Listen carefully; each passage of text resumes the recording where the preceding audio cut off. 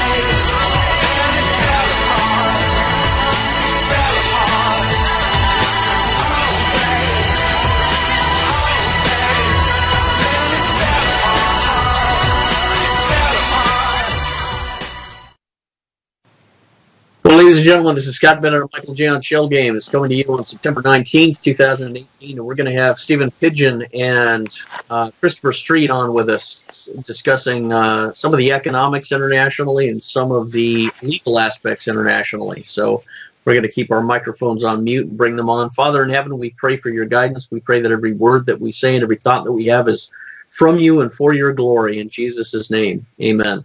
Well, Michael J., I'm going to let you open us up while I get Chris Street and Steven Pigeon on. So what I kind of wanted to, I'll let you open us up, and then we'll talk about what we want to bring. Right. Go ahead. Thank you, Scott. God bless you.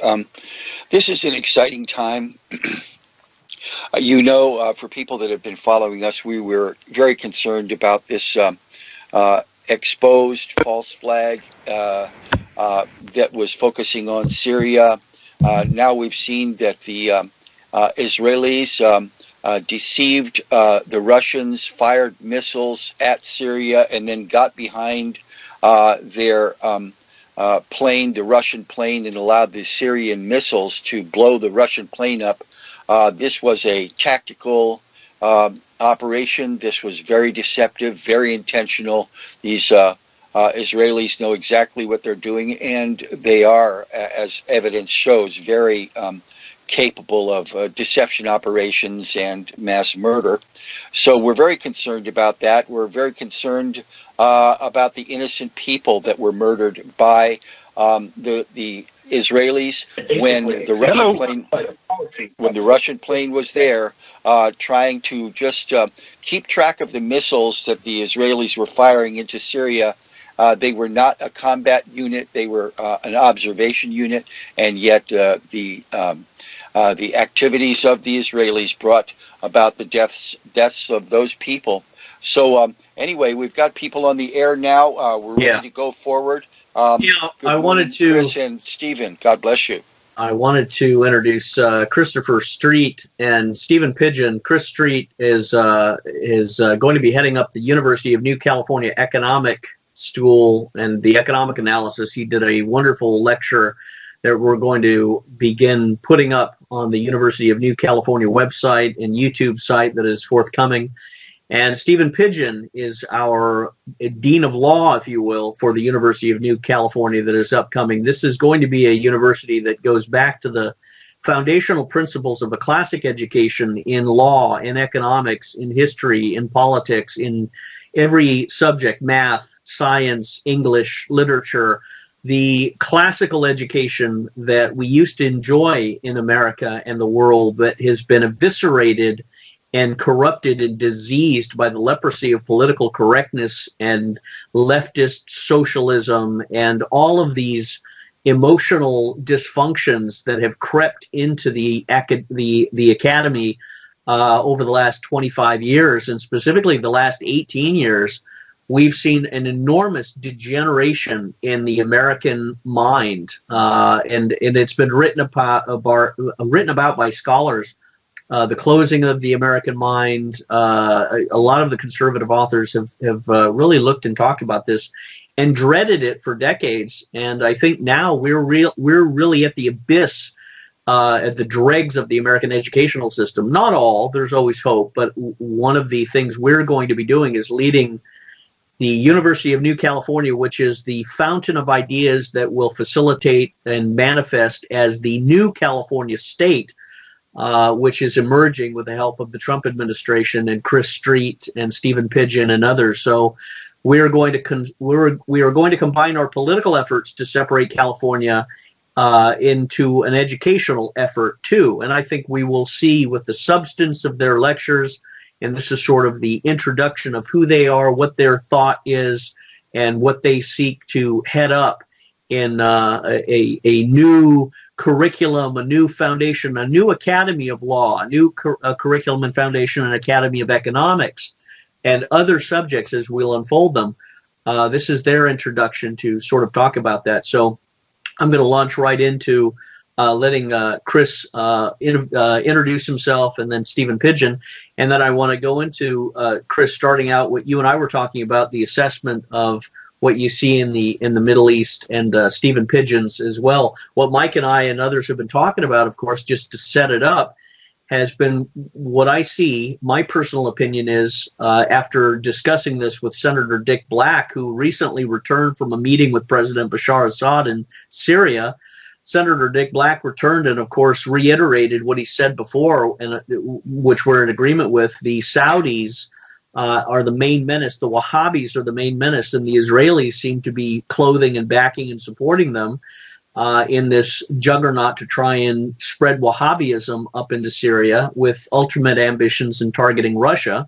And I don't think the Russians are going to allow that. And I think, as Michael J. just mentioned, the Israeli sneak attack behind the Russian plane firing missiles into Syria, which resulted in the responsive defensive missiles, which destroyed the Russian plane. I think, besides being an act of war, that's the last straw, that the Russians are now going to be really turning off the safety catches on their weapons. And you could see a lot of Israeli casualties if they don't immediately cease and desist from these attacks into Syria.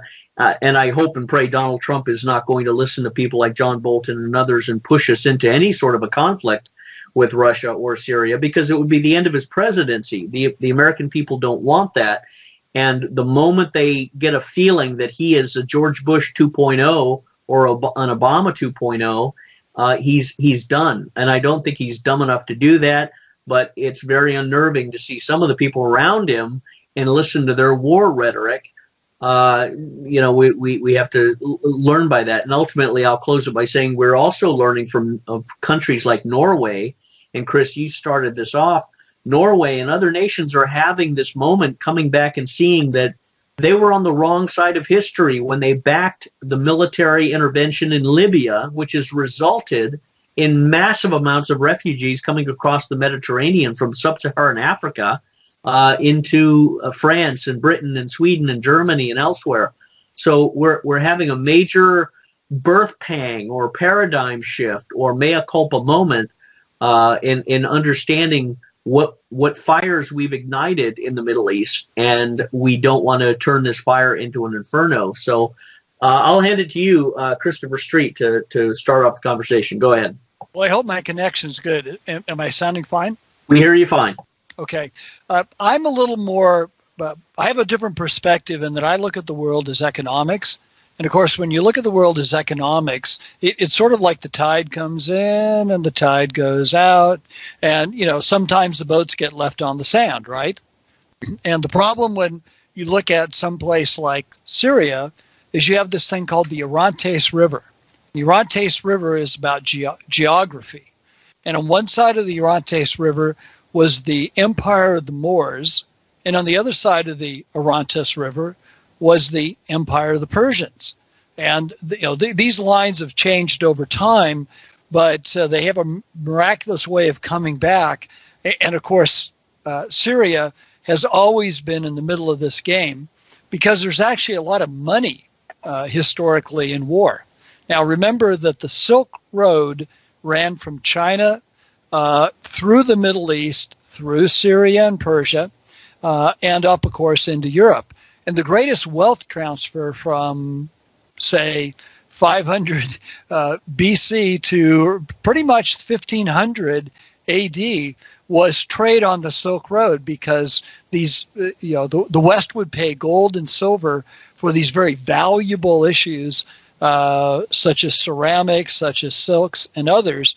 And the Spanish Empire was really about going to China by sea instead of going to China by land. Because when you go to some place by land, you end up having all these things called brigands, these kind of people who want to rob you on the way. So it shouldn't be surprising that Syria is in the middle of it. It's always been in the middle of it. And these borders change and they go back and forth. What is surprising is America, a very young country, I mean, we're only 220 some years old, how poorly we've played the last 3 rounds of this game. Most smart people, and that's a difficult word to say, smart people. Those people are in universities that don't get out much, but they read a lot of books and they talk to each other.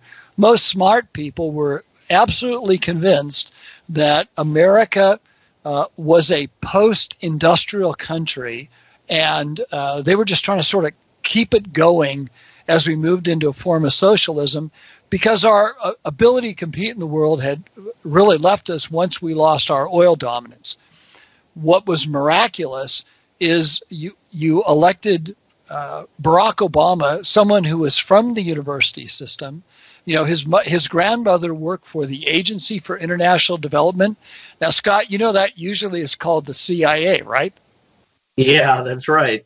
And so, he grew up in a hovel, called a penthouse on Waikiki. He went to Occidental College on a scholarship because he was an Indonesian. Then he went to Columbia on a scholarship because he was, once again, a foreign exchange student. And then he went to Harvard. Somehow this guy miraculously, who smoked lots and lots of dope in high school. Everybody knew him as a really nice kid, played basketball, smoked a lot of dope. He managed to go to these really fine schools, and he managed to also become editor of the Harvard Law Review without ever publishing a legal paper. Yeah. That's amazing. So when you bring someone who has no experience into the White House, his answer to the problems for America is we needed more taxes. So you had, for the second time in the history of the United States, in a serious recession, you brought in a president that raised taxes. The first one was Herbert Hoover, and we know how that ended, right? And the second one was Barack Obama.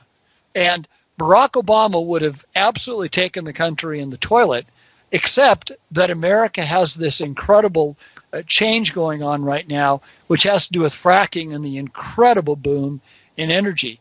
This incredible boom in energy is the disruptive force that is tearing apart the Middle East. Because all of the sudden, this wealth transfer to the Middle East is going away. And it shouldn't be surprising that once you take this wealth away, all of the bad things about the Middle East come back. So my take on this is we are going back to our historical treatment of the Middle East as a tough and rough place. countries like Europe and the European Union that wanted to, have their hand in the Middle East, because after all, that was going to be the only source of oil, now have realized all they got out of the picture was lots and lots of refugees and this rough, hard area of the Middle East with a population boom driven by oil wealth. Now somebody has to deal with it. This is truly a mess, Scott.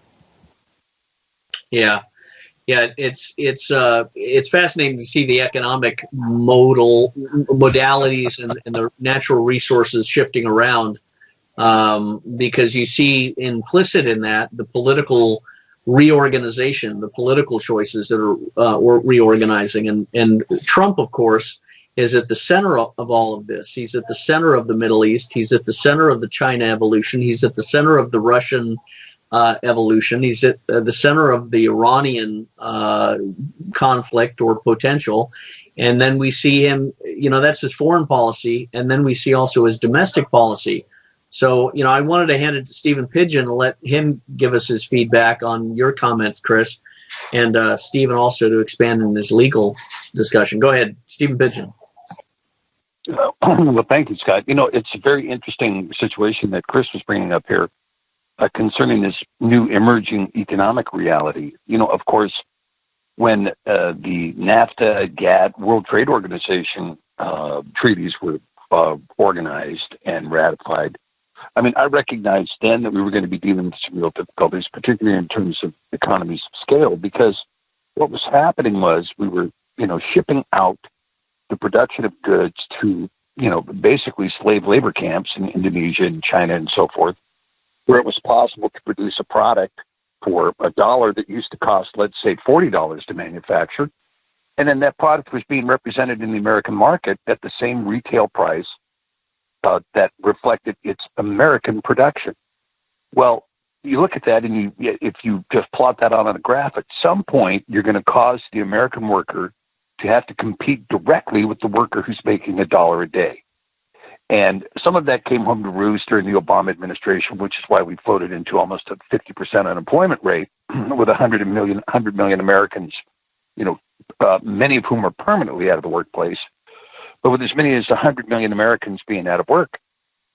When we arrived at that situation, you still have no cognizance at the level of the deep state recognizing what has happened economically. Now, Trump had a pretty clear idea what was happening, and he wanted to, of course, rebirth industrialization and manufacturing in the United States, some of which he's been able to at least get started, with some CPR in the steel industry. But, for the lion's share of our goods that are being purchased in America now are all being manufactured in China, and the competitive rate here for an American manufacturer is, 2, 3, 4 times higher. And whereas we used to have the quality in American workmanship, we don't have that anymore because we've lost so much of the skill set. So, my brother-in-law is actively involved in this fracking business there in North Dakota, and he's been there since the fracking opened up. And it's been explosive. And that, of course, the fracking, again, has a balanced impact depending upon the price of oil. In other words, we have a surplus, provided that the price of oil is, $40, $60 a barrel, whatever it may be, to justify the cost of production. But in the meantime, the Saudis have, almost exhausted their reserves. They try to pretend they haven't, but their reserves are way, way down. And so they're a desperate nation. And quite frankly, the Saudis, if you go back and you look historically what happened, the Ottoman Empire controlled that whole region. And it was John D. Rockefeller, who was the one who commissioned Lawrence of Arabia to engage in the civil war against the Ottomans to create the nation of Saudi Arabia. It didn't exist before 1900. And this is when they empowered the Wahhabis down there, a radical sect. It's written in Scripture, and I believe it's Daniel 4:11, that Nebuchadnezzar says, that God will raise up the basest of men to rule over you. And this is exactly what happened in Saudi Arabia. The basest possible people were raised up to rule over that nation after it was created in order to cull out the oil wealth from the Ottoman Empire. And as soon as Saudi Arabia was pulled away from the Ottomans then became described as the poor man of Europe, because they lost their economic base. And then, of course, by the time we get to World War I, the Ottoman Empire collapses, and we see that Jerusalem and the Levant falls back into the hands of the British. An interesting biblical realization of prophecy. But at any rate, what you see now is now we have this dynamic where we've not only had this changing paradigm in terms of who's producing the energy and how that's reflecting on our economy, but we've also had this destruction of ethics and morality in the United States to accompany it. And so we have had incredibly base people that have been lifted up in this nation, partly because of our foolishness following the so-called victory of World War II, where instead of prosecuting the leadership of the Nazis in Germany, as we should have, we instead incorporated them into the American government. Bringing Werner von Braun into NASA to run our space program, introducing members of the Gestapo and Secret Service in Nazi Germany into our own OSS, which would become the CIA. And ultimately, that Third Reich and their progeny, the heirs of the Third Reich, have overthrown this nation, and they've been in control of this nation since 1983. And look what they've brought, a warmongering nation that's been in constant war since 2001, and the change of our national status of America to the homeland. And so as a consequence, we have, Trump has come in and he said, I'm going to try to reverse a lot of this stuff. Well, some of the stuff is popular, some of the stuff isn't. Some people are saying, what's he doing? Because trying to reverse stuff that's been in place for 50 years is now bringing back a dramatic retrograde from a lot of the population who doesn't understand which one way or the other. Steve, can I jump in? I want to read something that just came out on RT, and I want to hand it back to you to comment and let Chris comment, because law creates culture. I've said it before. Law creates culture because culture is the manifestation of the human imagination.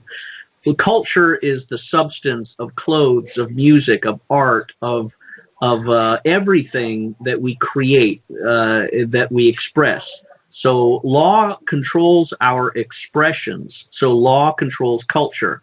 And culture is life. Culture is the substance of what we can do, where we go, what we enjoy, what we don't enjoy, our discriminations, our likes and dislikes. But law always starts with law.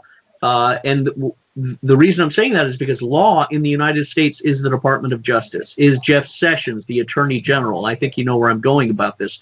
Law is the violation of Californians, and the new California is a response to the sanctuary cities that are putting our people in danger, that are violating our young women on jogging trails, that are giving free education at the taxpayer expense to illegal aliens that are sneaking into the country. Law is allowing illegal aliens to plop down under a tree and have a child and call it an American citizen. That's a corruption. That's a violation. That's a betrayal against everything in America. So I want to read this. Trump just came out today on RT, and it's a story. He says, quote, and this is coming from Trump, and I'm just going to read it like it says it, and let's call it and analyze it from this point of view. Trump says, quote, I don't have an attorney general, unquote. Trump slams Sessions in Oval Office interview. U.S. President Donald Trump has once again criticized Jeff Sessions, telling The Hill in an exclusive interview that he doesn't have an attorney general, quote, unquote, and that he's, quote, very disappointed, unquote, with Sessions. Quote, I don't have an attorney general. It's very sad, Trump told Hill TV in an exclusive interview in the Oval Office on Tuesday. He went on to say that he didn't see what was coming when he nominated Sessions for the role. I'm so sad over Jeff Sessions because he came to me. He was the first senator that endorsed me, and he wanted to be attorney general, and I didn't see it, he said.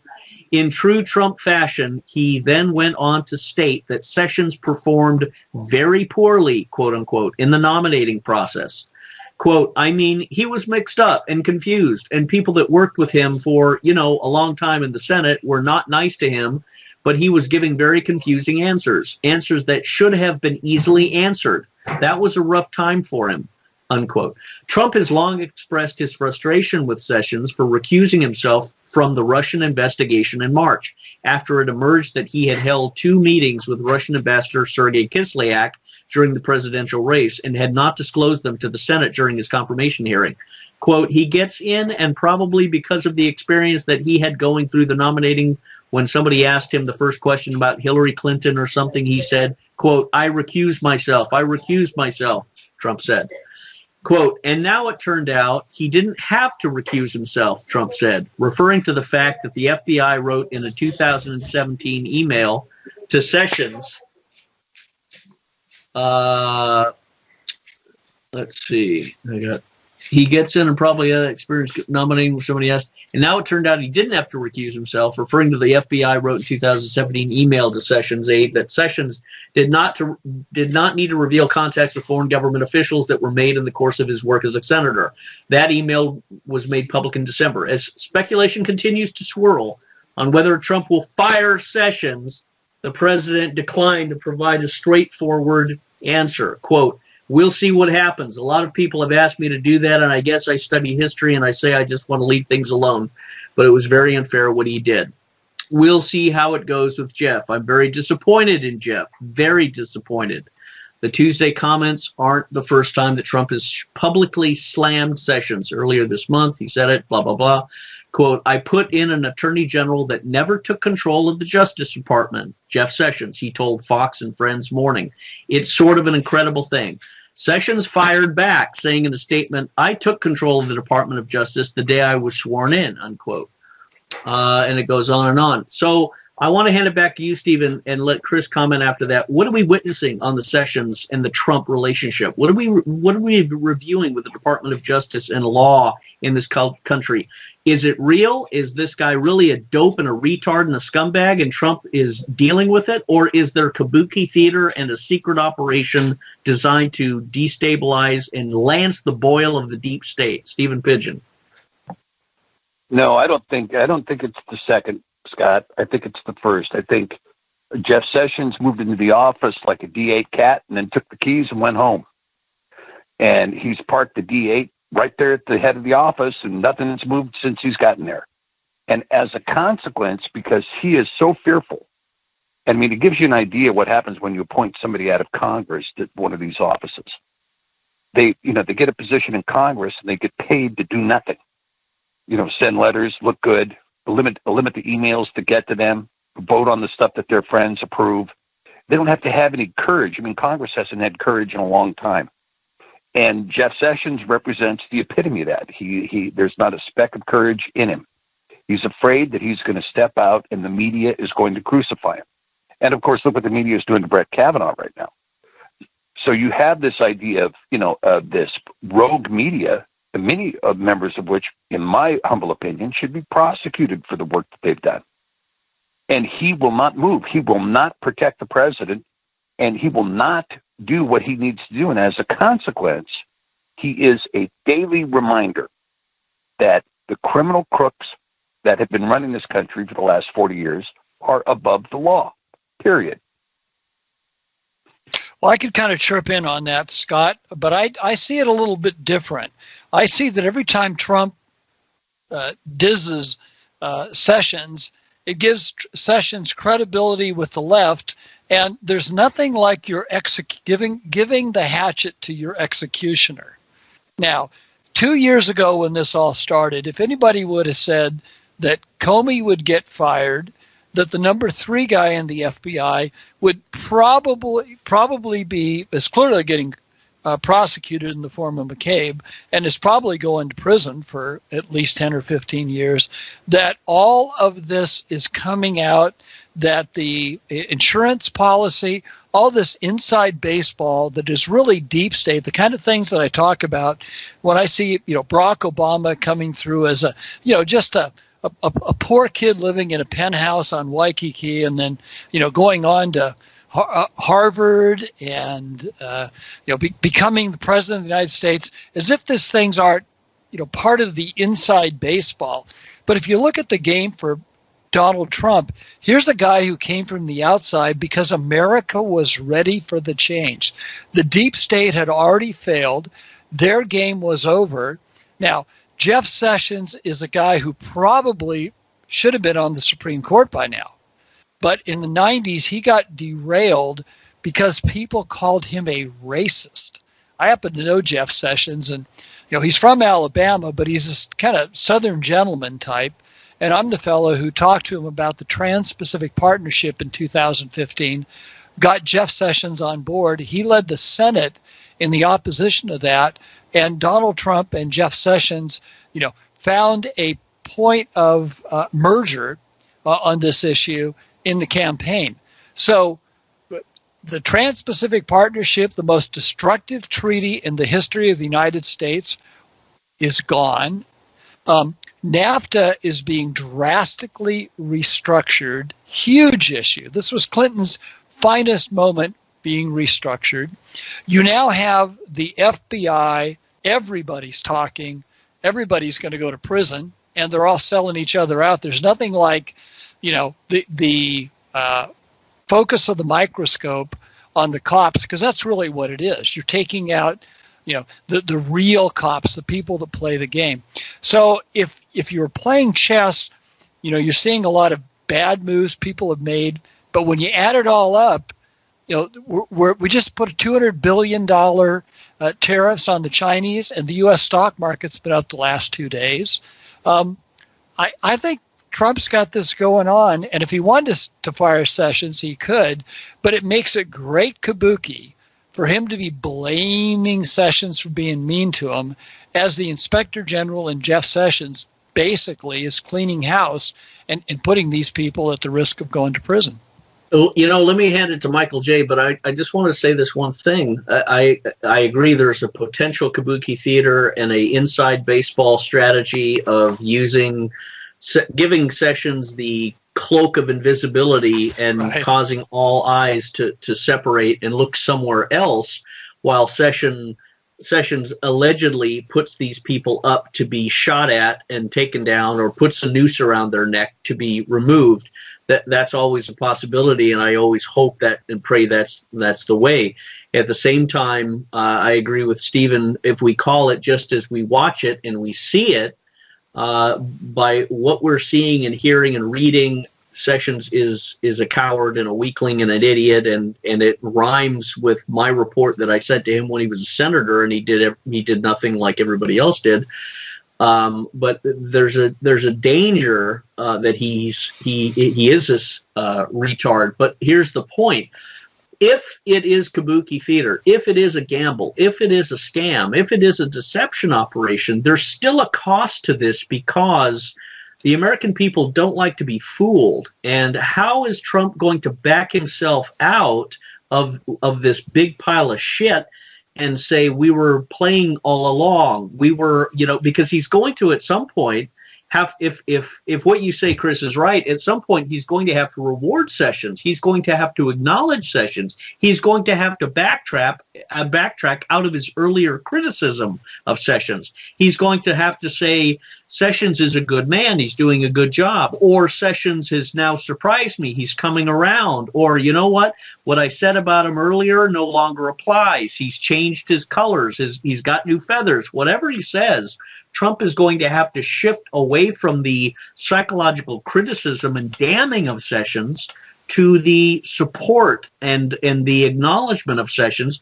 And that sense of hypocrisy or quick change may have an unnerving or a destabilizing or an upsetting effect on the American public.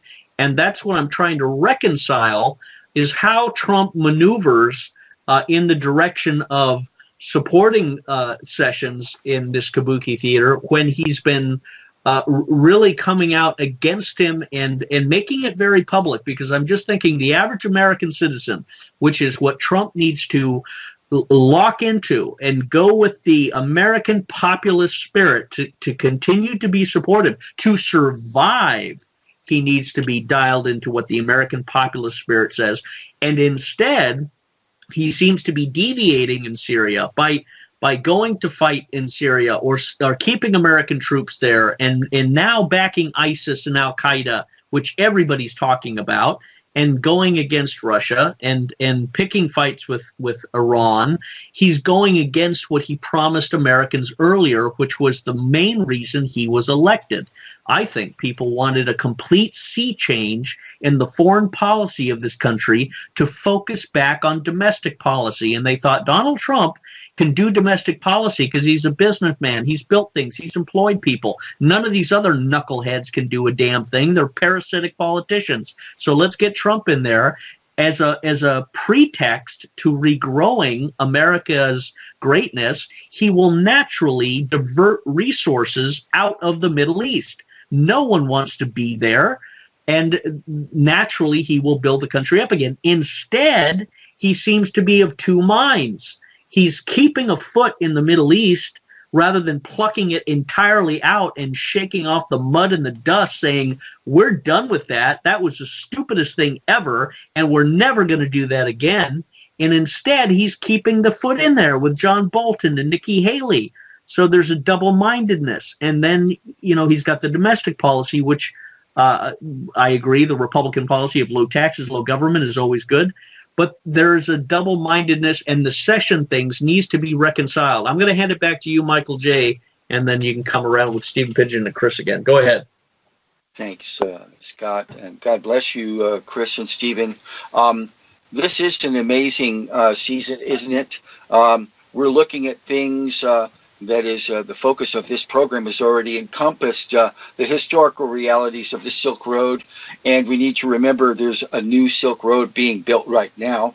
I agree with Chris about this issue with Mr. Sessions remaining in stealth mode because he wanted not only to be disengaged, but he wanted to have a buffer between Trump and this whole process, because Trump couldn't afford politically to get involved, because even when he's not doing anything about some of these criminals except tweeting, he's drawing a demonic fire from the left. And this is an amazing time. I personally think that President Trump is being given advice that mirrors contemporary in this season. It mirrors the Sun Tzu psychology of appearing weak when you're strong, and appearing strong when you're weak, and that he's boisterous and whatever. And yet I think what's happening is that Mr. Trump is giving the American people an opportunity to actually come up to speak of deception that has permeated this culture through the Mockingbird, Project Mockingbird media has been not only ubiquitous but layered over decades of misinformation and trusting these voices which can't be trusted. But let's remember, as Chris was pointing out, numerous people, I think above 20, in the high levels of the Justice Department, the FBI, and whatever, I think are scrambling right now, not only because they've been fired, but because they're trying to make a deal. And Mr. Rosenstein has been denied twice access to Trump because there will be no deals for some of these people. I believe that Jeff Sessions brought in John Huber, I think his name is John Huber, from that is a U.S. attorney from Utah. That's right. They have proceeded with 50,000 sealed indictments right now. And the issue is these people don't have any place to go, because with what Trump did with his executive orders was he closed the door for these people to use their own resources to get out of the mess they created. And he has said, we're not going to have regular trials with corrupt judges in the Justice Department for the Justice Department. We're going to have military tribunals. I believe that right now what he's doing in bashing Sessions is continuing to give the deep state idiots hope that they have a little more time. Why? Well, because it's right before the election time. And I believe that although the left and their media are saying, yeah, there's going to be a blue wave and a sweep, I think it's not even going to barely be a trickle, because the American people are waking up. Scott. Well, I agree, and I hope, but I want to hand it back to Stephen. The only thing that I'm concerned about is the average American citizen who's at their TV, who's at their internet, who's watching and seeing the mainstream media and a little bit of Fox, and all of these variables, all of these pressures, all of these influences and words and images are coming into the American person's mind, and they're seeing and hearing a very upsetting and emotionally aggravating, like nails down a chalkboard, description of Jeff Sessions by the President of the United States. Now, he's their president.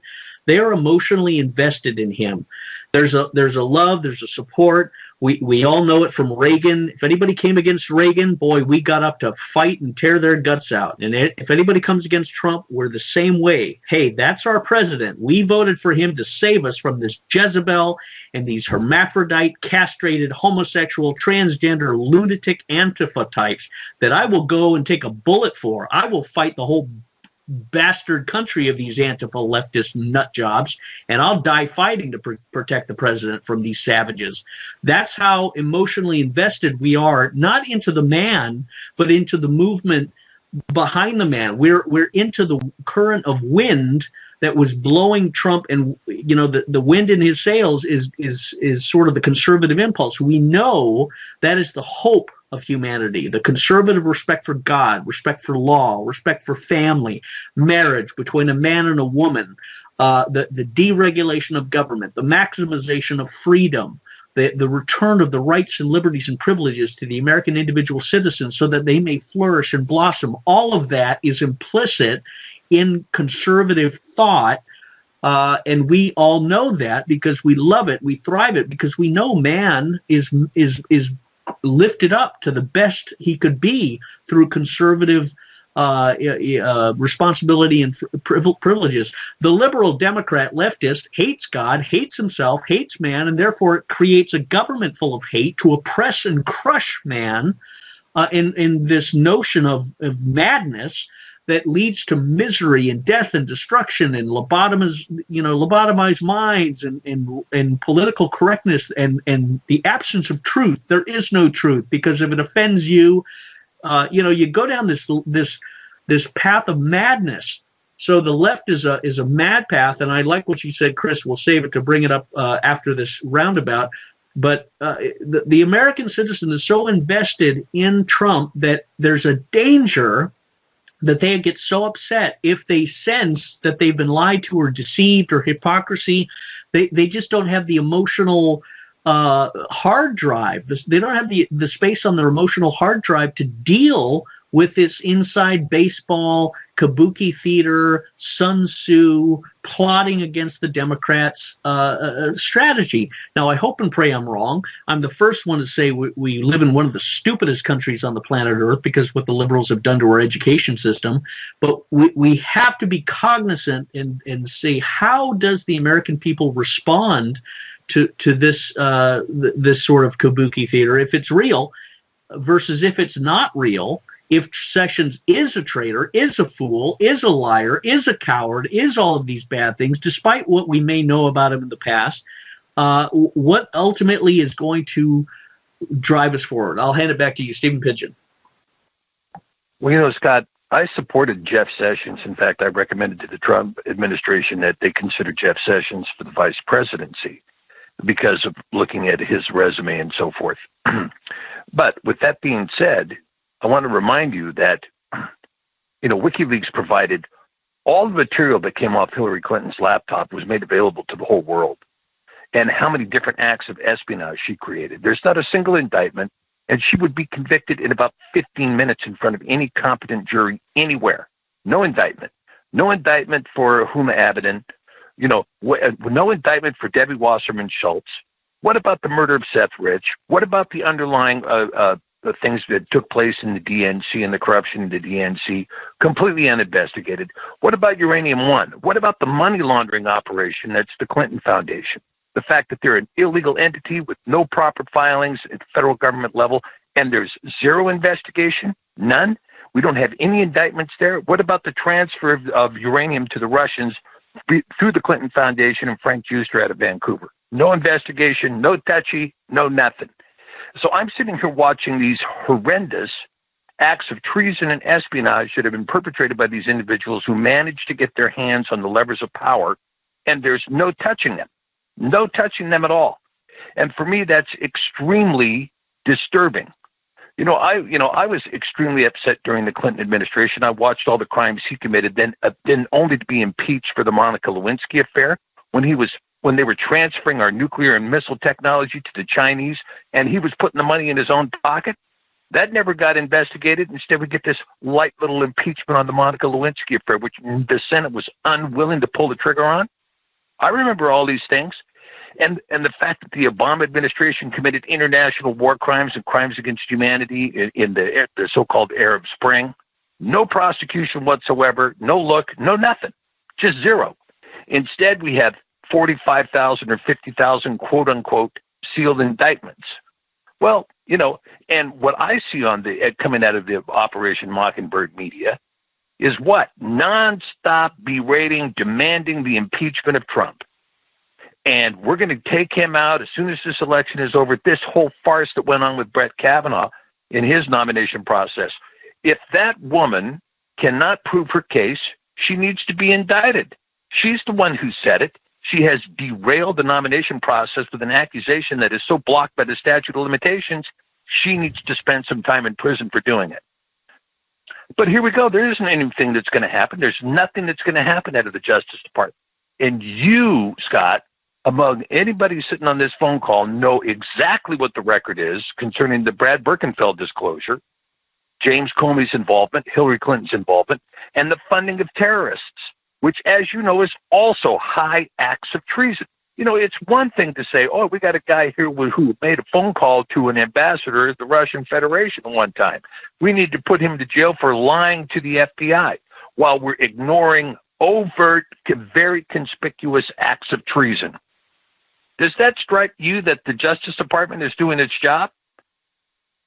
Well, Scott, I'd like to chirp in here because I sort of see all of these concerns, but I'm kind of like, remember that old story about the young guy that wants to run down the hill, and the young bull wants to run down the hill, and the old bull wants to walk down the hill. If you take a look at what's going on right now, the American people really don't like politics. They don't really care. They only really vote when it's about time to vote. In general, they just think they're all a bunch of jerks anyway.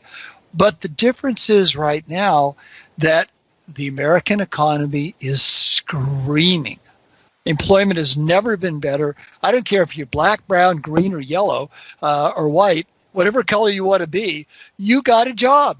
I mean, look in the market. They are hiring the homeless to bag groceries in the market. That's good for the homeless. I've worked on some charities with the Salvation Army. I know a lot about the homeless.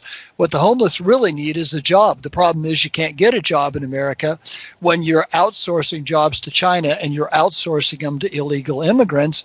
That's really, in 1 year of knocking down illegal immigrants, pretty much, Donald Trump has ended the big unemployment problem in America. I mean, it can be better, and it's getting better. Now, let's look at the real game going forward. The real game going forward is the Clinton Foundation.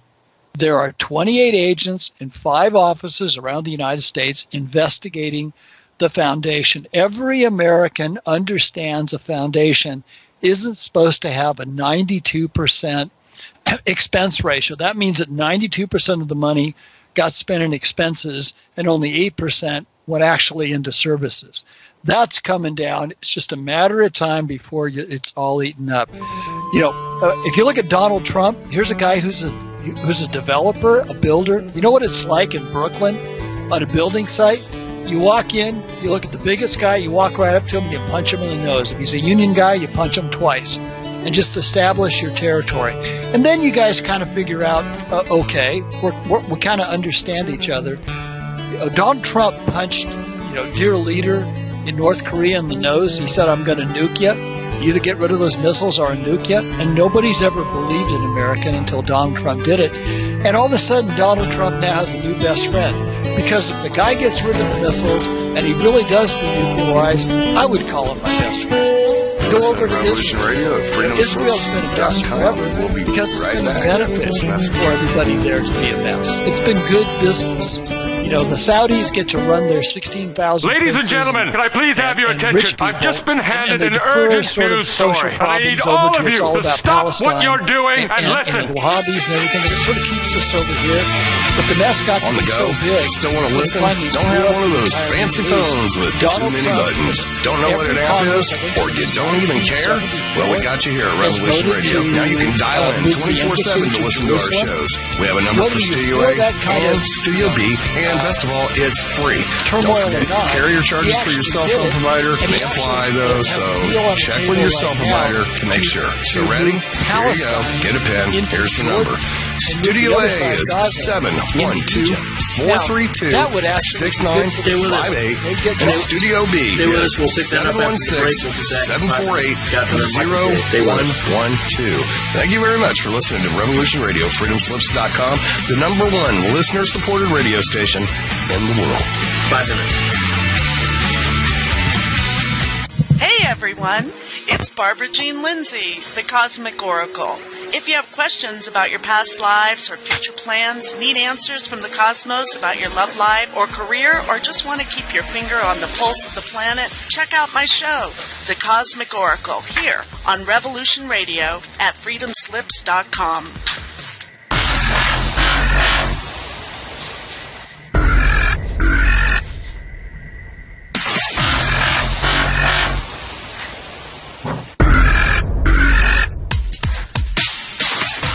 Thanks for tuning in to Revolution Radio. Here at Revolution Radio, we are listener-sponsored and commercial-free, but there still are bills to pay. In order to raise some needed funds to cover the cost, our station is offering a silver special. In the continental United States for a $60 donation, or in Alaska, Hawaii, or Canada for a $70 donation, we will send you an uncirculated 2018 1-ounce pure silver Eagle. The $70 donation, the extra 10 is to cover shipping, by the way, outside of the continental United States. When making the donation, you must put Silver Eagle promo in the notes on the donation. And thank you for tuning in to Revolution Radio at revolution.radio and freedomslips.com.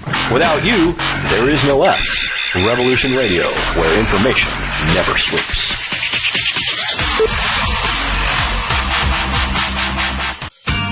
Looking for a nightcap to fill your listening needs?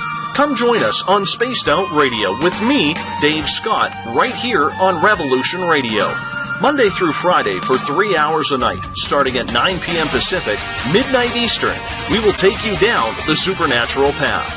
From ET contact to the paranormal and all of the spiritual, cryptid, and conspiracy stories in between. You can find us right here on Revolution Radio at spacedoutradio.com, on Twitter at spacedoutradio, and on Facebook at Spaced Out Radio Show. Spaced Out Radio. It's a night of talk and interaction. Are you experienced?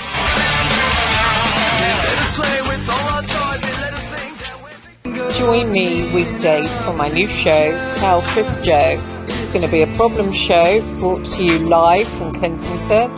Thursdays, I'm dealing with hot topics, heated debate, what's new around the world, and ring-ins to discuss listeners' problems and offering considered and heartfelt solutions. So join me, Chris Hart, for Tell Chris Joe. Stop what you're doing, grab a cup of tea. I'm coming live from Kensington. Relax. Let me entertain you with a coffee bar online. Listeners' very personal problems. So that's Thursdays, 2 p.m. in the afternoon, Revolution Radio, freedomslips.com. See you there. It's going to be lots of fun.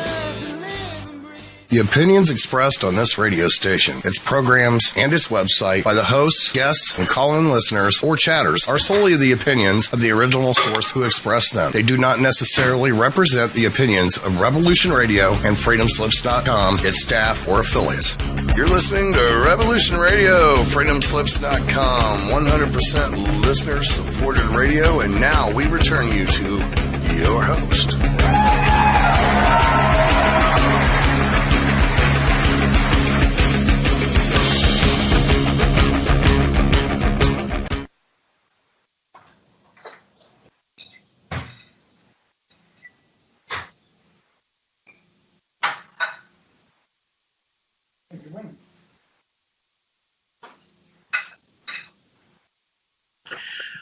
Well, ladies and gentlemen, this is Scott Bennett and Michael J. on Shell Games on Revolution Radio, and we encourage you to support us with your prayers and financial donations, if possible, to keep us up and running. The website, too, for a lot of this material that we discuss is shellgamewhistleblower.com, shellgamewhistleblower.com, and I'm very honored to have Steven Pigeon and Christopher Street with us talking about these issues. I think it has a vast wealth of experience and intelligence and instinct, and there's a very palpable think tank dimension to this. And I just wanted to start off the next hour with this sort of foundation. You know, Steven, you had mentioned earlier, and Chris was talking just before the break on some of this. We're looking at the Clinton Foundation and the Obama-Clinton presidency as one of the most corrupt, I think, in the history of the United States, because they transformed the American government, and we can all agree on this. They transformed the American government, and specifically the State Department, into a Wheel of Fortune gambling operation, the pay-to-play operation. And I look at this from someone who was on the inside. I was a State Department contractor. I was the liaison officer for Special Operations Command and the State Department Counterterrorism Office. And I worked with General Del Daly, who was Joint Special Operations Command Commander General. And my boss at Booz Allen Hamilton worked closely with General Daly, Colonel Jeff Jones. And Colonel Jones was the 4th Psychological Operations Group commander. He was the one who gave me my direct commission into the Army and brought me on to Booz Allen Hamilton and gave me my top secret clearance. Why? Because he liked how I thought. He liked how I wrote. I wasn't a yes man. I was someone who was looking to pick a fight, looking to solve a problem, looking to kill a dragon and go home and enjoy life. I went into the military, went into the fight, went into Booz Allen Hamilton after the Bush administration, after getting my doctorate and doing all sorts of education and all sorts of wild adventures. And I came in to do a specific job. And Colonel Jones hired me and put me in this position to develop psychological warfare, advertising, and terrorist financing. And what I saw at the State Department when Hillary Clinton was just coming in was this great corruption and pay to play, and it didn't manifest till later when I met Brad Birkenfeld, and he completed the bookend that started in 2008, 2009.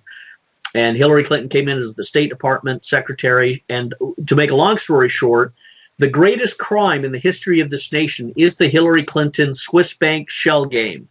Without a doubt, it's bigger than Uranium One. It's bigger than the Russian issues. It is the largest, most heinous crime in the history of this country, because American soldiers, sailors, Marine, and airmen are dead or crippled because of it. And I can say that with authority because I was there. I was inside, and I saw both when I was in the State Department and also when I was at U.S. Central Command. And I was working under Dov Zakheim, incidentally. Dov Zakheim, the rabbi who was the comptroller of the Pentagon and oversaw the $2.3 trillion that was missing and the auditing of that.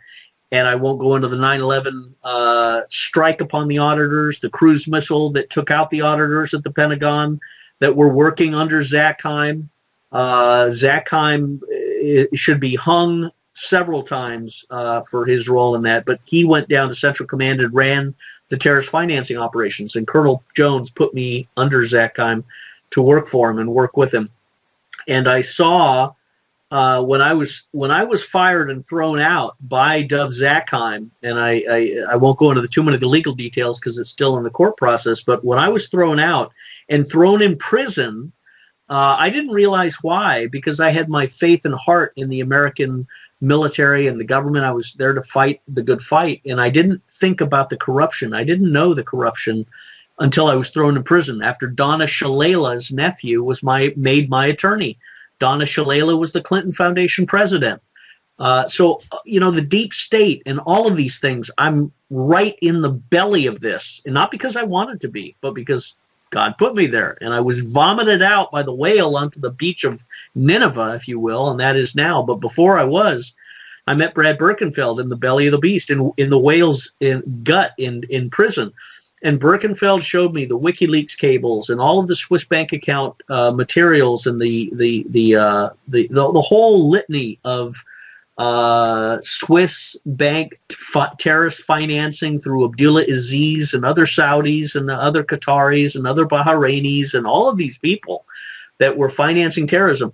And when I saw it, it convicted me, because that's what I was doing for a living in the military, was stopping these bad guys from financing terrorism, stopping the bank accounts, and stopping the people that were involved.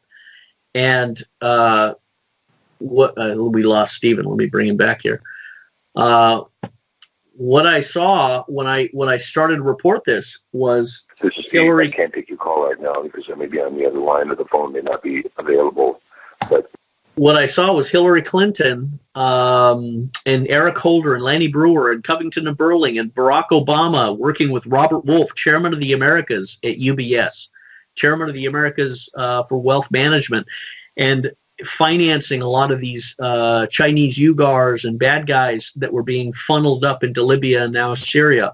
I saw all this, and I saw the corruption, and I saw the refusal to act. And this is where we are now, is handing it to the president and the hope that he will act on it. So I'm going to let you touch upon that. Chris Street, I'm going to let you touch upon that while we get Stephen Pigeon back. Go ahead, Chris. Well, when we finished the hour, I was saying that if you look, sort of stand back, Donald Trump is the kid that comes on the playground and punches the biggest kid and picks a fight with those people who think they're tough. Well, he's already pretty much done that. He's already in the Middle East, deeply in the Middle East. And my belief is this is the end game that we are moving to. It's clear that America has no benefit from drilling for oil in the Middle East. We've got our own oil. We are going to go back to our own game.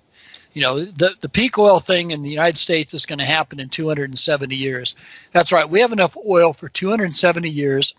Probably have enough natural gas for another 680 years, and that's what we know about. So we're going to be the Saudi Arabia of the new century. We're going to be the people with gold in the new century, but Trump wants endgame. He wants endgame in North Korea. If you get an endgame in North Korea, you put a lot of pressure on China. Without North Korea to cause trouble, China's got to face off against a different situation. He wants an endgame in the Middle East. He wants Syria to go into somebody else's hands. Either the old Persian Empire and the Moors, which I think is what it really should be. These countries were never countries. I mean, they were invented, and they were invented by the British and the French to make sure they had lots of minorities and hated each other. So why don't we just divide them in what they are? Some are Sunni and some are Shia, and that's just the way it's going to be. You're not going to change history, and I think they'd get along better that way. And then when you look at the last country that's really out there, and that's Europe, and Europe is 52 countries that somehow you thought after the fall of the Soviet Union you could make into one country. And then you had this belief that somehow you could take this one country and you could finish off Russia. Nobody's ever going to finish off Russia. No, those people, the weaker they are, the stronger they got. Scott, you're a historian. Tell them about the Battle of Kursk, when the most brilliant army in the world, the greatest tank army in the world, took 400,000 casualties, the Wehrmacht, and they were beaten by these Russians, had crummy tanks, but they were willing to take 2 million casualties. They were willing to do whatever it took to save their nation. Yeah, and that's really where we are. Let me jump in on that, and I'm going to let Stephen Pigeon chime in too. The Michael J and I were talking about Europe, and you and I were talking about this too, Chris. There is a change occurring in Europe, and it ties into what you just said with the Kursk battle and the Russian personality standing and making any sacrifice required against hostility. And the Russians have faced hostility, as Stephen Pigeon knows personally. He's been over to the part when the wall came down. The Russians faced Napoleon. The Russians faced the United States, of course, too, in the Cold War. But and the Germans in World War II. And they have a sacrifice and a love of the motherland, unlike anything else. Europe is not, and perhaps you have to be European to really appreciate this. And I mean, I was born in Scotland, and I have family in Europe. I have family in Germany. I have family in Sweden. I have family in Scotland. I have family in London and in Wales, all over there.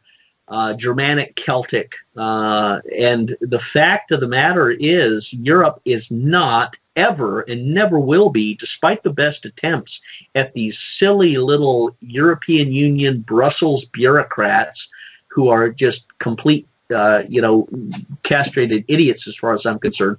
Europe will never be one nation, one country, because you have no such thing as the European culture.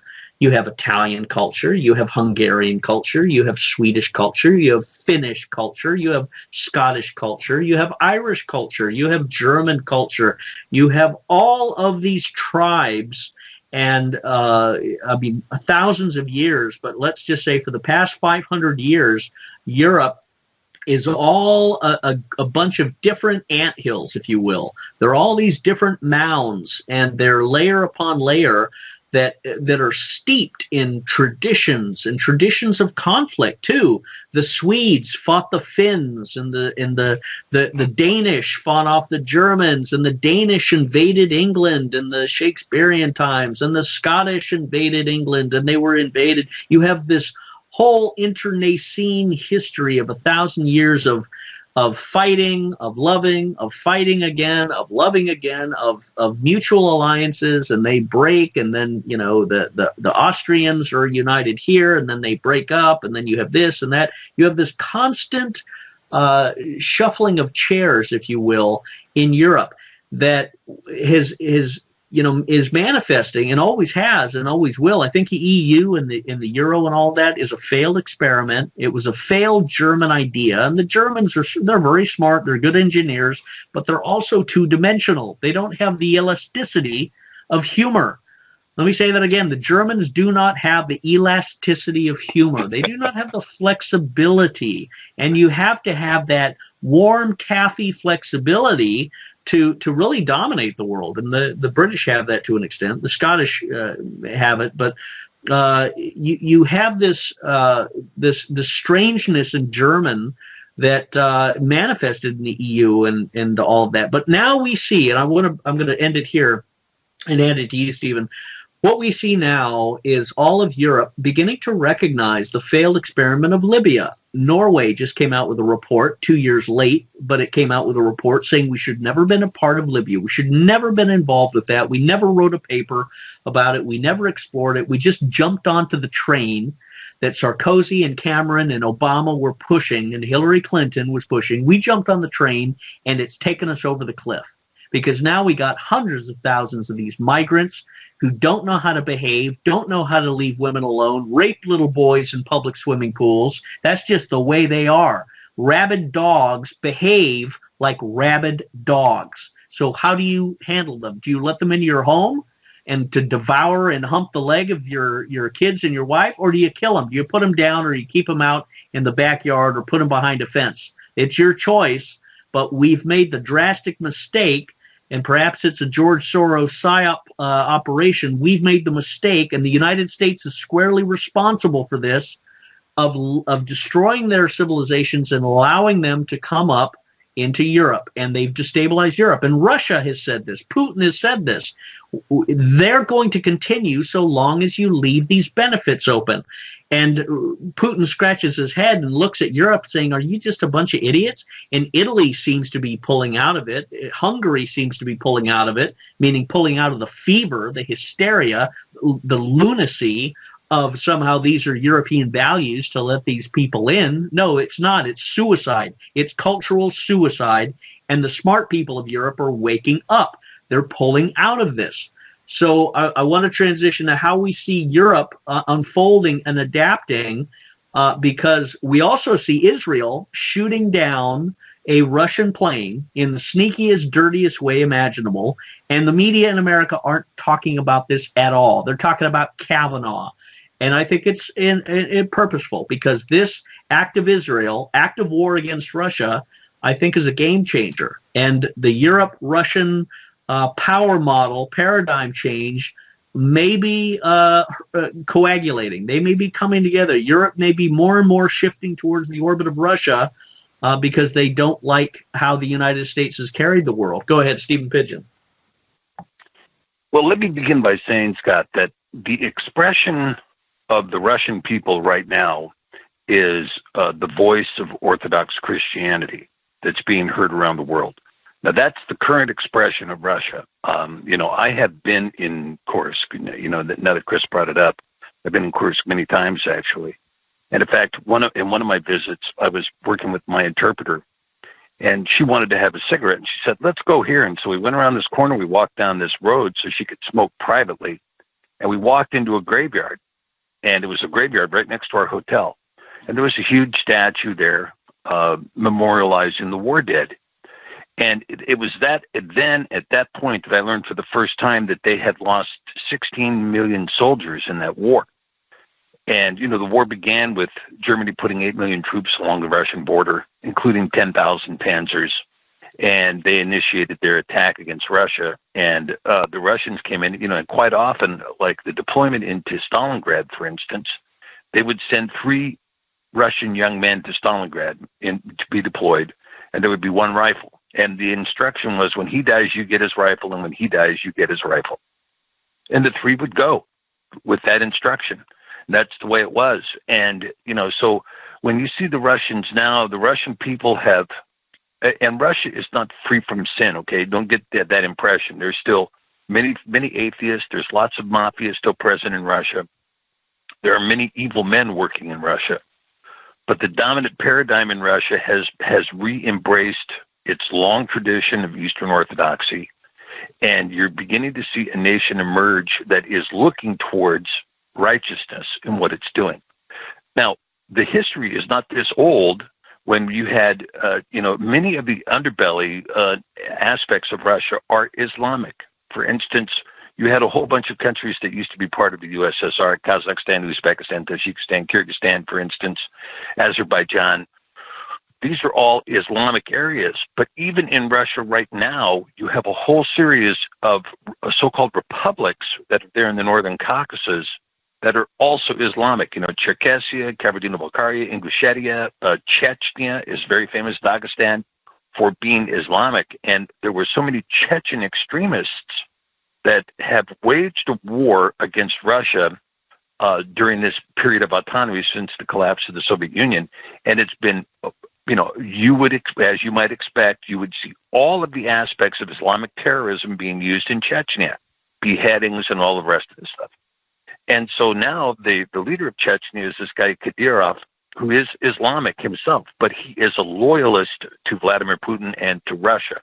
And he has quelled most of the rebellion in Chechnya. But believe me when I tell you that there are Islamic forces that, should those forces prevail in Syria, their next battleground will be in Chechnya and in the South Caucasus again. I mean, that's the next place they're going. And Vladimir Putin knows it, and that's why he has everything at stake in Syria. He intends to kill all of the Chechens, all of the Tajikis, and all the Kyrgyzstanis who are there fighting on behalf of Al-Qaeda and on behalf of ISIS or Al-Nusra or whatever they're calling themselves now, that are remaining in Syria. He has every intention of killing them there in Syria before they can regroup with American CIA funding and begin to agitate in southern Russia, which is their next stop. He knows that. Now, there's been some things that have happened that have been absolutely horrific. For instance, the shooting down of the Russian civilian airliner over the Sinai, the shooting down of one of the most beloved humanitarians in Russia and their beloved St. Petersburg choir, blown out of the sky coming out of Sochi. There have been a lot of things that have been demoralizing and dehumanizing to Russia, while this nation has stood up and been the only nation in the world to stand and defend the Orthodox Christians who are being slaughtered to the tune of 75,000 a year in the Middle East and That's in right. Egypt. That is confirmed by Senator Dick Black. That was confirmed by Senator Dick Black. Go ahead, Chris. Go ahead, Stephen. So now when we talk about in the Middle East, there is, you're right that following World War I, the Levant was divided into some kind of French control and British control, and the British divided up the area with a ruler.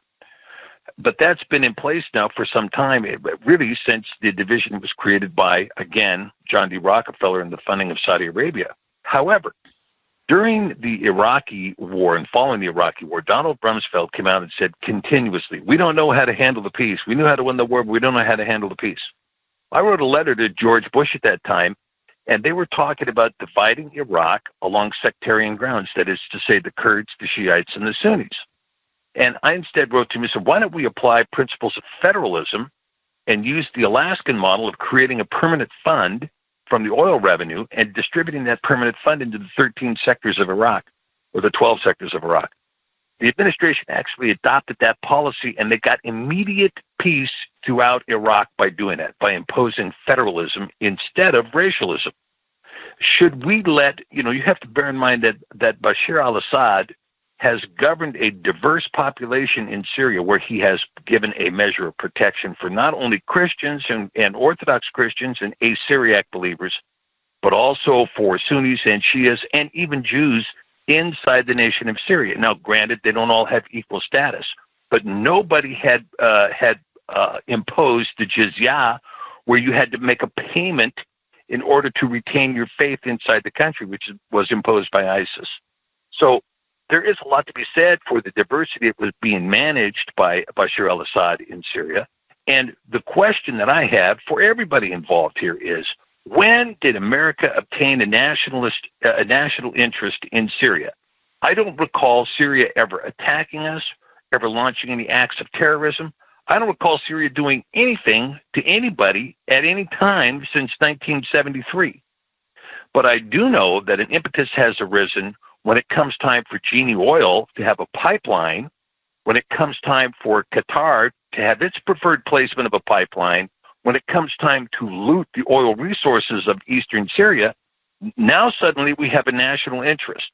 And if our national interest is looting, that's no national interest, and it is something that is going to bring a reciprocal reaction from the world. You can only be a thief for so long before the world will rise up and say that's enough. Well, I tend to agree with you on that, Stephen, because but the game of the British were to play off these minorities and create the greatest amount of turmoil.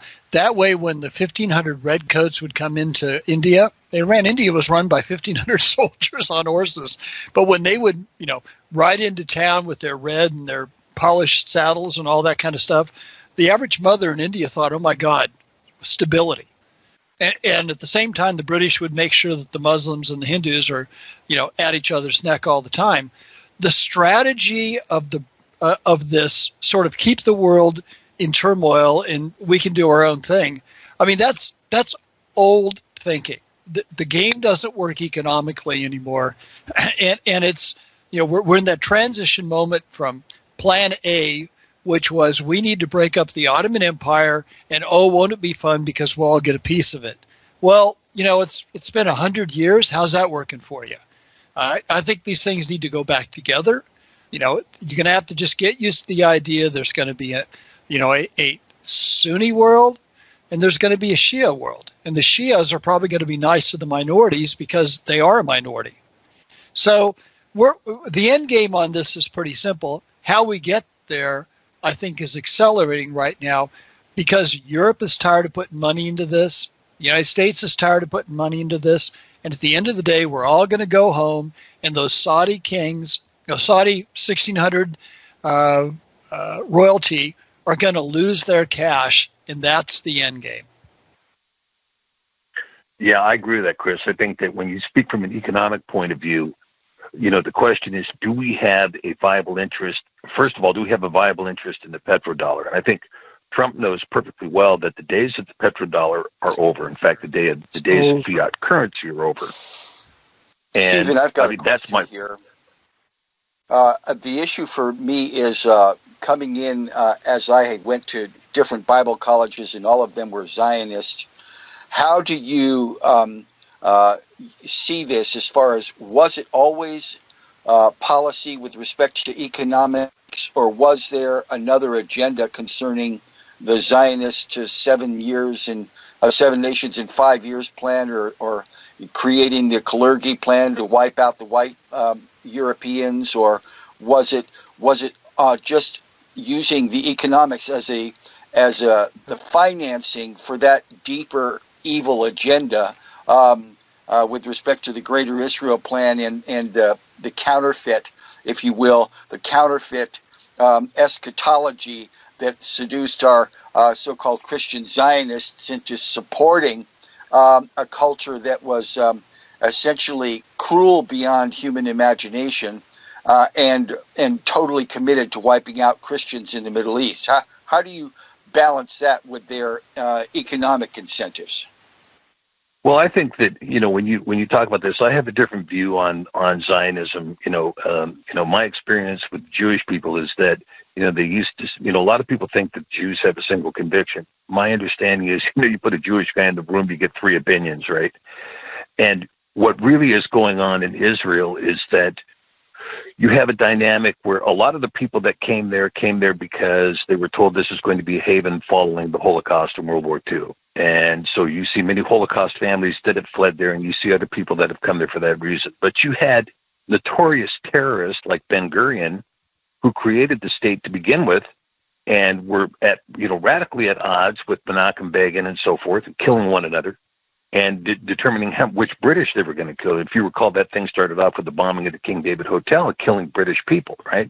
Women and children. And wasn't Rahm Emanuel's father involved in that? Oh, yeah. Well, but before we point fingers at the particular people, but take a look at what has happened in terms of the creation of the state. Now, I think Israel has spent, the harm that was inflicted on a lot of the Eastern European Jews by the Nazis, they in turn have inflicted on the Palestinians in Israel. I mean, I personally believe that they've created a ghetto in Gaza Strip. It's an inhumanitarian ghetto, and it's politically unacceptable, in my view. In addition, they have also imposed similar circumstances of both Judea and Samaria. It's a game that they play, and I think that the struggle would have been very internecine between those factions for a long period of time, except that two things have happened that have changed the dynamics. One is the Leviathan gas field that's got some 60 billion cubic feet of natural gas off the coast of Cyprus in Israeli-claimed territory. And the other is this massive oil find up in the Golan Heights, which is in disputed territory. It technically belongs to Syria. But if the Israelis do not disrupt the Syrian government and destroy the Syrian nation, they can't claim that land and therefore claim the oil that's underneath it. I mean, you're talking just to the east of the Sea of Galilee here, a massive major oil find. And so these two dynamics, the natural gas and the oil, have changed the complexion of Zionism in Israel. So you get a lot of this discussion about the Greater Israel Project and all that. And by the way, that Greater Israel understanding from all of the Nile to all of the Euphrates is a biblical error. That's just not the correct assessment whatsoever. But anyway, that's another story. But when you're talking about the Levant was divided by the British, one half to the Arabs, which was called Jordan, one half to the Jews, which was called Israel. That was under David Balfour's plan. That has since been aborted, and there's been many, many changes. Scripture does provide that the house of Judah will inhabit the coastland again. Now, if you move Judea and Samaria into the hands of Jordan, yes, the coastland will once again be inhabited by the house of Judah, assuming that the people that are there are Jews, which for the sake of this discussion, let's take it for what it is, that they are. But when you talk about a regime that sits here getting $30 billion a year from the United States so that they can buy weaponry and indiscriminately bomb people with no agitation whatsoever, we're just going to go in and hit the Damascus airport because we feel like it, or we're going to bomb this village because we feel like it, or like the chickens that they are flying up over Lebanon and launching their missiles in, or hiding behind a Russian intel plane and thinking they're smart doing it, that is an arrogance that is unjustified. And I would remind the leadership in Israel that they came within a stone's throw of losing the 1973 war. Because guess what? Hashem was not with them in that war.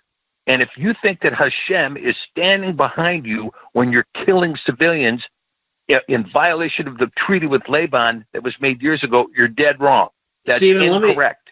Stephen, let me let me paint a scenario here. Let's just say, for the sake of argument, Putin really has a throwing down the gauntlet moment and says, "You know what? I'm done. Enough. I'm going to take control of this world." Because we can't afford any more of these fires to be burning in Libya, in Syria, and Iraq, and Afghanistan, and Africa. It's all done, and it stops here.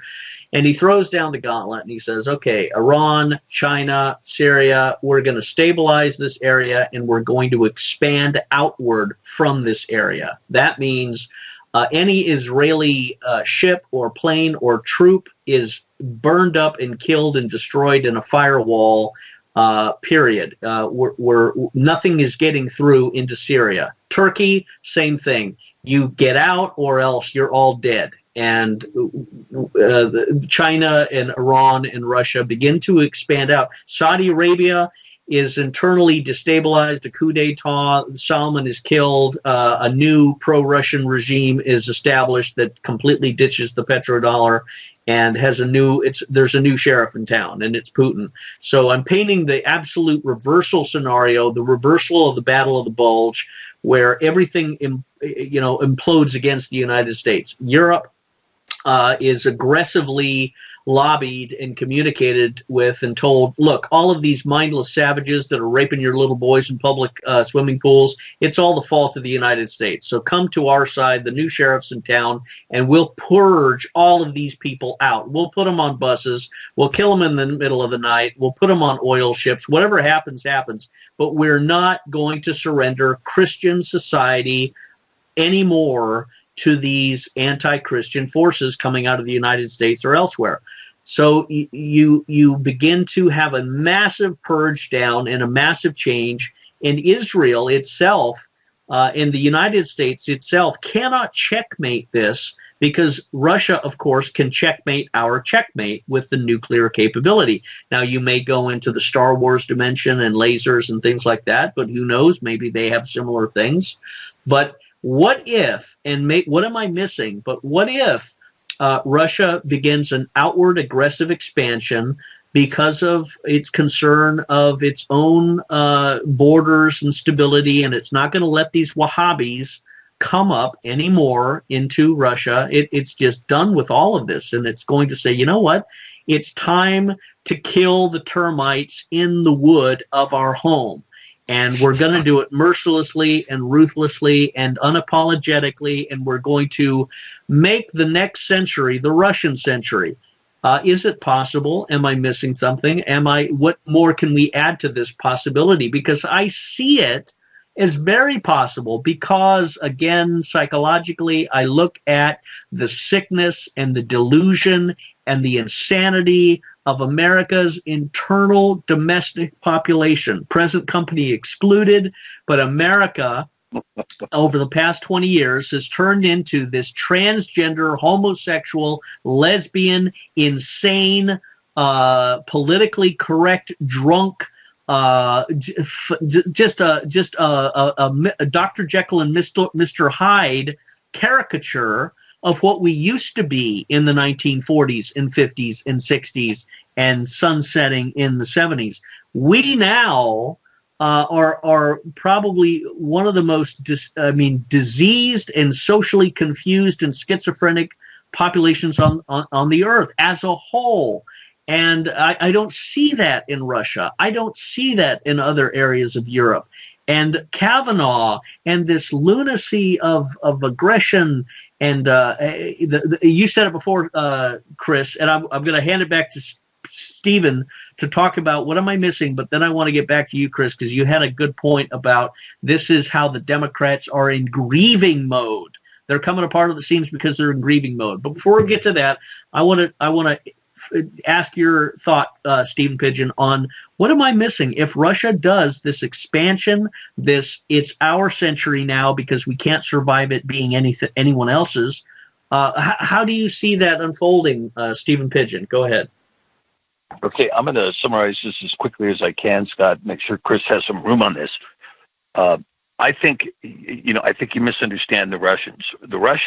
For the Russians right now, compliance with international law is very preeminent in their mind. However, What trumps international law is, of course, their national security. They are not going to react with an expansionist mode until such a time as they believe that their national security is directly threatened. Now, if they come to believe, for instance, that there's going to be this chemical false flag that takes place in the Idlib province, and then America launches a massive assault with the kind of armament that's currently deployed there in the Mediterranean, if they launch that kind of deployment against Syria with the intention of destroying Damascus and Latakia, etc., then the Russians could make a move. But if they do make the move, it's not going to be small. They've already discussed it at the Kremlin.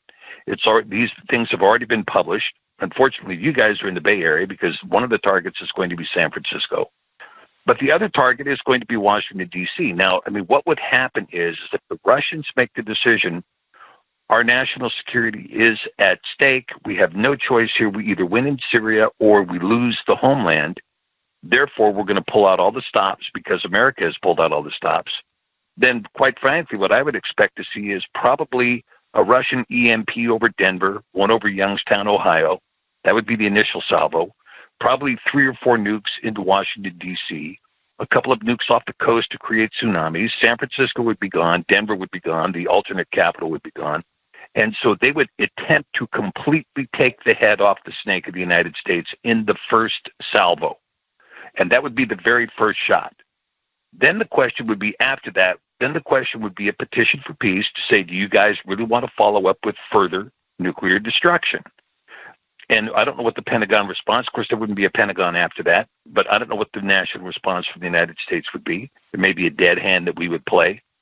But if that situation continued to evolve, that is to say the United States responded with further nuclear weapons, then there would be a massive nuclear exchange.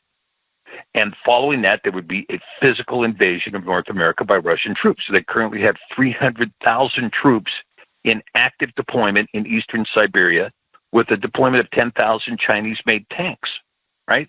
So they have the capability to launch from probably 3 or 4 prongs into North America an actual land invasion.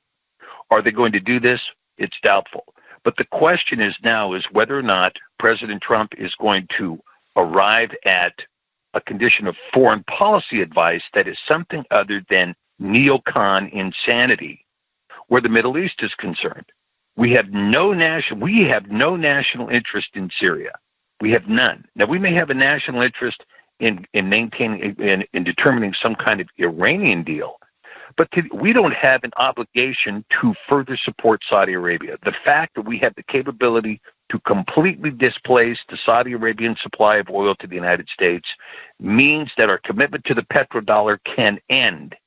And if it ends and we replace it with a bona fide currency instead of this faked up Federal Reserve note, we have an opportunity to actually create a solid and robust economy and an economy that is not going to spend another $3 trillion on a useless, frivolous war in the Middle East. Let's get out and spend the money at home for a change. Well, let me give you my perspective on that, Stephen, because I think that this is a classic effort by Israel to create the maximum amount of turmoil and not have to deal with the real problem. The real problem is that the Middle East is changing. It was Netanyahu's advice to George Bush Jr. that if you invaded Iraq, you'd bring peace to the Middle East in our lifetime. How's that working for you? The idea that we, exchange nukes is just kind of silly. I mean, as much as the Cold War went on, it was actually very, very responsible. Neither side threw a nuke. That's extraordinary in the history of the world. But when you look at the game as it's played right now, Russia has to worry about the Middle East because when you're in Ukraine at the battlefield in Kursk, right there at the border, it's 320 miles to downtown Moscow over flat plain, perfect for tanks. So that is the belly of Russia, always has been and has always been the ruse. Looking at Turkey and its game, was it really in America's best interest that the Ottoman Empire was broken up. Well, if you're British and maybe if you were French and maybe if you were, Rockefeller, that might have worked. But most Americans saw no value in it until the oil came. But we're in a galaxy far, far away where Saudi Arabia is an artificial country. It is got a lot of wealth, but it's also got 32 million people that don't share that wealth. So it's its own tender keg. And we are in a situation where America's going home. As much as people want to, raise hell and have fun here with the military option, the bottom line to it is if we win nothing. Now, for the Russians, if they lose everything. If America got thrown out of the Middle East, we really don't care. We'll just go back to America and enjoy, our 270 years of oil and 700 years of natural gas, and we'll be just fine. But the end game is coming, and the one thing I like about President Trump is he's playing this game hard. He's in their face. Obviously, Israel was using a tactic that I know about in Vietnam called the Iron Hand. The Iron Hand is where you put a target up and you have somebody shoot a missile at it, and then immediately other planes pounce on that target. So I think that Israel suckered Syria into shooting missiles at their planes and then sort of turned the planes towards this big, essentially flying radar site, and then ducked out. And of course, the homing devices on those missiles saw this nice big juicy target and took it out. So, if Israel wins and there's another war between all the forces, then it was a really great play. But I think the game is late, and I think that we are going home. When the United States goes home, we're going to leave it to them to work out their own problems, and they will work out their own problems. Unbeknown to most Americans, the largest Jewish population in the Middle East is in Iran, because the Shia are the minority. And just like Assad in Syria, the Alawites, which are 13%, are the minority. They're aligned with the Shia because they're the minority against the Sunnis. So until you start thinking about this and dividing it up along the natural divide, which goes right down the Orontes River through Syria, we're going to be at this game. But looking at America, we have the strong hand. Wasting that strong hand in the Middle East would be foolish. Michael J., do you want to chime in on that? Yeah, I do. I really appreciate your answer, Chris. We're looking at a world that has been profoundly changed because of the internet. We're looking at the fact that everyday people can voice an opinion, and if there's this witness in others that they're seeing truth, that opinion can be multiplied by thousands and even millions.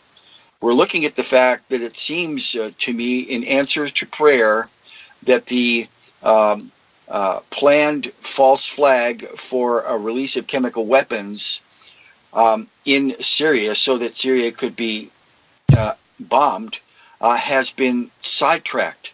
I think that this is evidence of a spiritual revival. I think people are praying.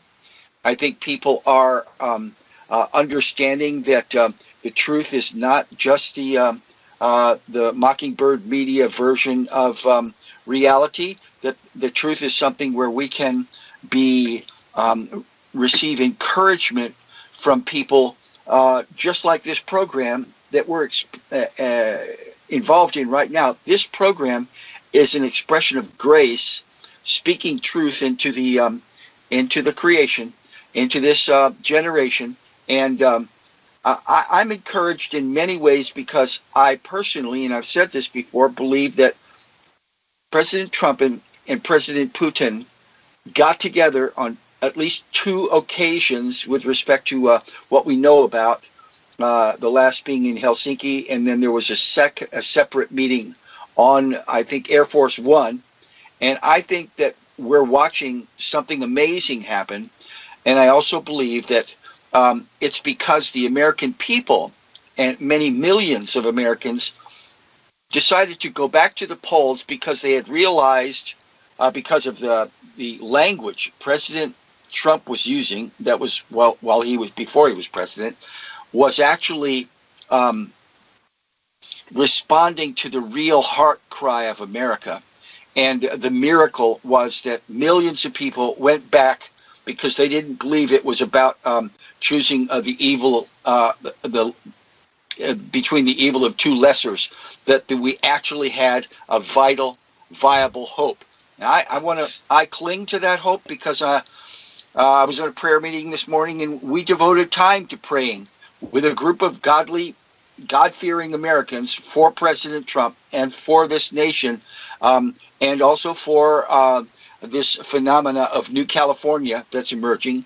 And I believe that the kind of education that we actually are experiencing, hanging around with people like you, Stephen and Chris and others, that this is about all of us being brought up to speed and finding the grace to acknowledge each other, and also to shine a light on the demented that are lurking in our midst. So I'm very grateful for what I see happening. I'd like to break in with breaking news right now. The Justice Department just announced that due to the Project Veritas tapes, that they will be looking into exposing deep state federal employees for pursuing socialist agendas at Health and Human Services and also at the State Department. This is a tremendous announcement, and it's got to be just absolutely making the deep state panic. Well, yeah, Chris, I'll tell you that's good news, and I'm really hoping that what we're going to see here, come tomorrow, and I think tomorrow is going to be a big day in this country in terms of the indictments that are going to be unsealed, and in terms of the people that are going to be pursued legally, that we're going to see some of the real gatekeepers be put away, at least be put under intense judicial scrutiny for the crimes that they have committed. And I think once that happens, the whole process doesn't have to be unveiled. But once the process begins with some of the big fish who have seen fit to try to overthrow this presidency since President Trump was elected, that once those big fish are put into the spotlight where they belong, that maybe the rest of these traitors that are operating in the mass media will begin to do their jobs and actually engage in journalism and report the truth that's happening in this country and throughout the world. I think that's going to be a huge breath of fresh air for Americans. It's going to make all the difference in the world. Remember, there were 63 million people that stood up for Donald Trump. And, the largest electorate to ever elect a president. And those 63 million people want America back. And they want the America that we remember, not the America that Barack Obama, who could never even establish his own citizenship in this country, not the America that he intended for this country, the America that Scott has described. But we want the America back that we know and recognize. Now, the future holds a lot of things that are going to be, in my opinion, terrifying. But in also many ways, they're going to be, they could be huge blessings. But if we have not reestablished American freedoms, if we haven't reestablished American rights, and one of those is the right to privacy. If we haven't reestablished those things, then there's nothing to protect, there's nothing to defend. And most importantly, we have to reestablish the rule of law. The premise I grew up and understood as a child is the premise that needs to be at play here, which is that no one is above the law. The Equal Opportunity Clause of the 14th Amendment doesn't mean equal outcome. It means equal before the law, which is to say it doesn't make any difference who you are. If you commit the crime, you do the time. That's good, brother. The crimes we're going to see in the unveiling or the opening of the FBI documents, and I think that's smart that Trump does that. He needs to declassify everything. because he needs to show every piece of paper and connect all the dots that link John Brennan and the CIA to the FBI to the Department of Justice, and you'll see the connections to Rod Rosenstein, to Andrew McCabe, to Bruce Orr, to Nellie Orr, to all of these actors, and it is one large mosaic puzzle that is emerged and forms the picture of absolute totalitarian corruption and abuse from a communist leftist group that was trying to infiltrate under Clinton and unseat the president. That's what's going to emerge, and smart people are going to connect the dots. Senator Black has already connected the biggest dot in his showing that Andrew McCabe assigned 4 FBI agents to come against the senator to try and lure him into a fake Syrian journalist rescue operation so that they could tar and feather him for Andrew McCabe's wife to easily unseat. That didn't work because the senator was smart, and he's a former Marine, and he's an officer, and he knew that something was up, and he knew the FBI and the CIA are some of the most corrupt organizations on the planet. And it's something that yet has to come out and show, but it's one of the reasons Andrew McCabe will go to jail, because he's grossly abused his power. And those sorts of things are what we're going to see unfolding more and more. And I would encourage, your thoughts, Stephen and Chris, about what you see coming out in these documents and these revelations over the next week, starting tomorrow. This reminds me as if somebody's opened the door to the basement, flipped on the light, and look at the little critter scramble. It is really actually pretty funny. See, this latest tape is just a hoot. I think, I teach university, so I see these kids, and I know what they do. If you're a communist or a democratic socialist, that's like a communist that wasn't the Soviet Union, but was the true and pure and loving communist. If you put out this drivel, these kids will repeat it back to you to get the A. But I want to tell you, when you shove things down kids' throats, they rebel. You want to see where American society is going? You look at go to your local coffee shop. And notice when a woman comes to that coffee shop pushing a baby stroller. Look at every woman in there, and most of the guys, the young guys, they value children. They value families. There's a tremendous enlightenment. You look at how many people read the Bible now in public. So I understand this pain that has gone on for so long, but Americans, we've sort of been through this kind of mess before. We went through the 30s, we went through the 50s, and we come out the other side better for it. Not always doing it the best way, but I believe we are this is the roaring 20s is coming. It's an economic boom for America, and everybody else in the world is going to want to be an American because they're going to want to have that prosperity and have that kind of success. So I believe we're the light of the world. Stephen Pigeon, you want to finish this out? Yeah, Chris, I agree. We are the light of the world. And I hate to see people coming in here and putting a red lampshade over the light, and trying to declare us to be communist or socialist or something that we aren't, or just a red light district. Yeah, the red light district, that isn't America. America, the rugged individualism that formed, I live out here out west. And this is still, pretty wild country. And, this place was formed by rugged individualism, by people who said, we're going to go out and face whatever it is that we have to face, to build whatever it is that we have to build, that civilization might be found here. And we are the light to the world. People look from all over the world, they come here, but they say this is America, right? This is our hope. This is the place that represents the best for mankind. And if it represents the best for mankind, let's create excellence here, not some kind of, corrupted ideology that says, oh, gee, we respect human rights when we allow, parents to, opt for transgender surgery for their child and so on. That's not a right. That's not a freedom. A freedom is the freedom to be a man, a freedom to be a woman, a freedom to be a husband, a freedom to be a father, a freedom to be a mother, a freedom to be the wife. And the freedom that is represented by sustaining the human family and protecting the sanctity of the family before a heavenly creator which has given us the blessing of this nation.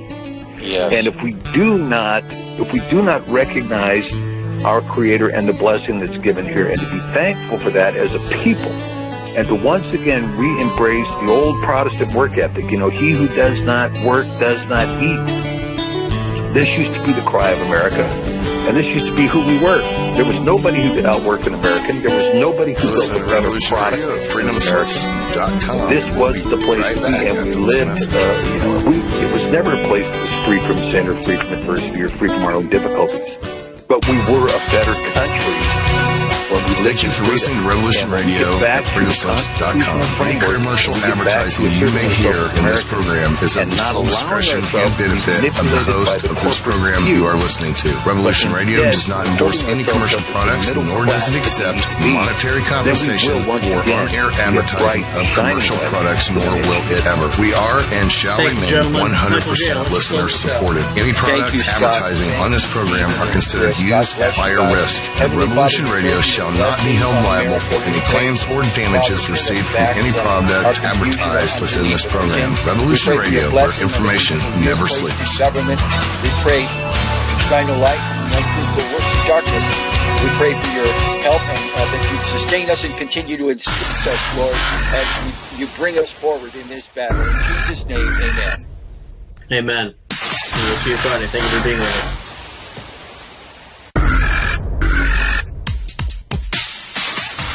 Thanks for tuning in to Revolution Radio. Here at Revolution Radio, we are listener-sponsored and commercial-free. But there still are bills to pay. In order to raise some needed funds to cover the cost, our station is offering a silver special. In the continental United States for a $60 donation, or in Alaska, Hawaii, or Canada for a $70 donation, we will send you an uncirculated 2018 1-ounce pure silver eagle. The $70 donation, the extra 10 is to cover shipping, by the way, outside of the continental United States. When making the donation, you must put Silver Eagle promo in the notes on the donation. And thank you for tuning in to Revolution Radio at revolution.radio and freedomslips.com. Without you, there is no us. Revolution Radio, where information never sleeps.